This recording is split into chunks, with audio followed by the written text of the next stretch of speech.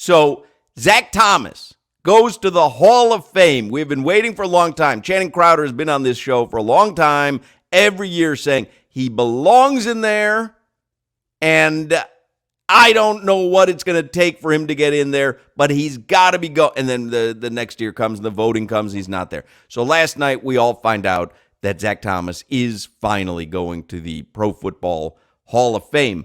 I read a couple things earlier. Let me read them again. Dan Marino, everything about Zach said Hall of Fame. His statistics, how he played, the winning defenses he led, the Pro Bowls, and his knowledge of the game all jump out at you. He was not only certain to be in the right spot and to get the ball, but he would have everybody else lined up before the snap. He was the quarterback of that defense, and he made his teammates better. Even though I was a veteran when Zach arrived in 1996, I started looking at how he worked every day and how he prepared and how he made you want to improve. You looked at his example and said, I want to work like that guy. And then I saw him play and develop, and he got better over 12 years, and I soon recognized he was one of the greats of his time. And I'll read you one more quote that I thought was just wild, and we read it earlier. Peyton Manning. The most unnerving thing about playing Miami was Zach Thomas calling out all of your plays. He caused the most problems for me of any player I ever faced.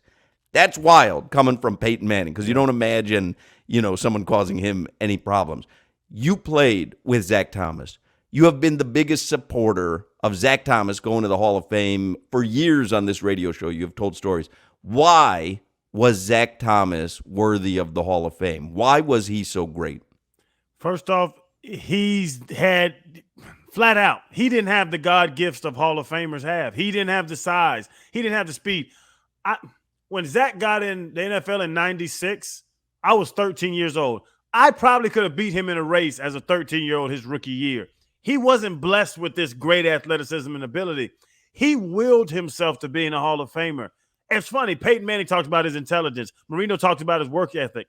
This guy comes from millionaires, multi-millionaires, and worked like he was from nothing to get to being Zach Thomas, for us to know his name, the preparation he took, and then helping guys out. Like my rookie year, he would, just walk over and not push it on me, but he'd walk over while I'm doing my notes. He's doing his notes. He'd look over my shoulder and he'd be like, that's a waste of time. He just point to a section. Don't chart second and longs. Do something else with your time. He'd give me his playbooks. One year he got injured and he was out for the season. It was the last year with the Dolphins. And he had those big breakdowns I always talk about, the big spiral notebooks of one team, a full notebook.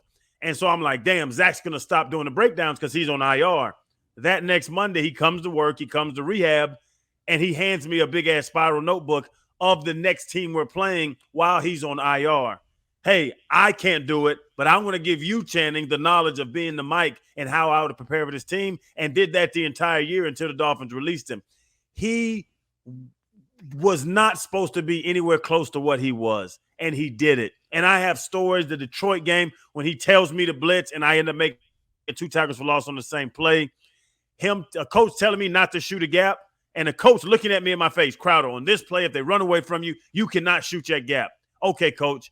As soon as the meeting's over, Zach walks up to me, and he would look, and I knew what he was saying. He'd look at me, CC, don't get overcoached. Don't be overcoached now. And he was telling me, bro, shoot your gap. And I would go do what Zach tells me, over top of the Nick Sabans, over top of the George Edwards, over top John Capers, Paul.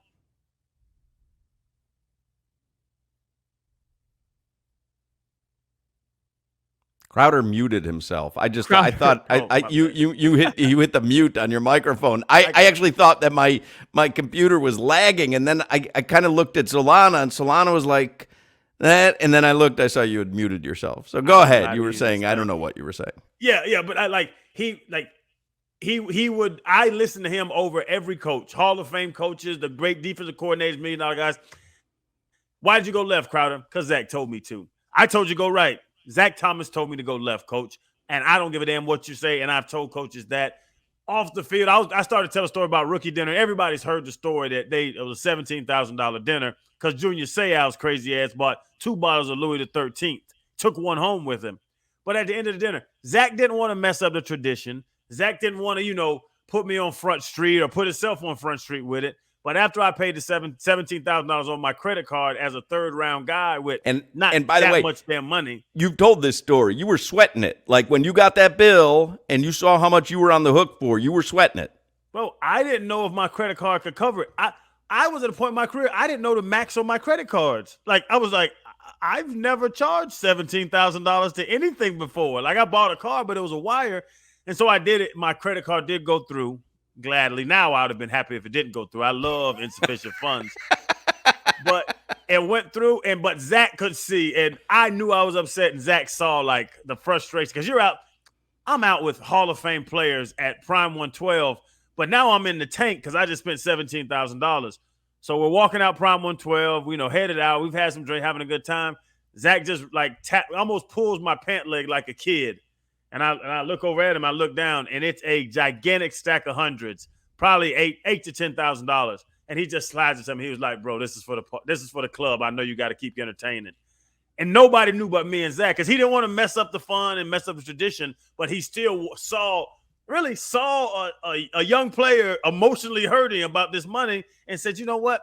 17 grand to me is not 17 grand to him. Let me give him what I have in my pocket." Just all of that stuff. And I passed that down to my young guys, because I told the story. I would never run up stupid bills because of what Zach showed me about a vet doing it to a younger guy. So the off the field, the leadership, the on the field, the studying, the training, the stretch guys, the nutritionists, the blood sample. What do you need? Taking his blood twice a week and getting vitamin drips and all. I would not know about any of that if Zach Thomas didn't show it to me. Therefore, I would not have been a 6-year starter, not have been, the captain of the defense for the Dolphins for years if Zach Thomas was not with the Miami Dolphins when I was drafted in 2005. Right. You consider yourself lucky to have been drafted to a team that had Zach Thomas because he showed you so many things that made you a better player. I could have got drafted to Baltimore with Ray Lewis. I could have got drafted to Chicago with Brian Urlacher. I don't know if those guys would have done for me what Zach did for me. The player side of it, they're all Hall of Famers. So it's proofs in the pudding. Hall of Fame linebackers.